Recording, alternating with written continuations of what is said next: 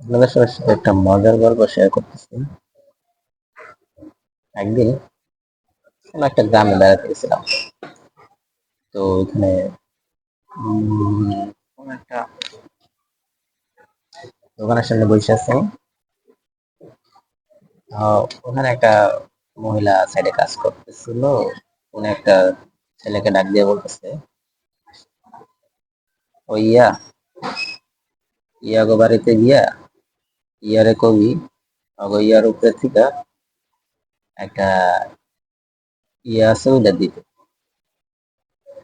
ছেলেটা সুন্দর গেল, কিছুক্ষণ পর চলে আসলো, হাতে একটা বাটির মতো দিচ্ছে।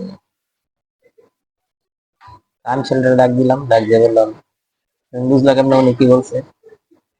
তখন ছেলেটা বললো, হ্যাঁ বুঝলেন না, ওই ইয়াই আমারে বলছে ইয়াগো বাড়িতে যেতে। ইয়াগো বাড়িতে যেয়া ওরে বলছি যে অগো ইয়ার উপর থেকে ইয়াটা দিতে। ওই ইয়ায় অগো ইয়ার থেকে ইয়াটা নামায় আমারে দিচ্ছে, আমি সুন্দর নিয়ে এসছি। এখন আমি বুঝলাম না যে এই ইয়ার কাছে গেল, ইয়াগো ইয়ার উপর থেকে ইয়া নামায় দিল, কিন্তু এই ইয়াটা আসলে কি? আপনারা কেউ যদি জানেন যে এই ইয়াটা কি, আমাকে একটু জানাবেন। Thank you.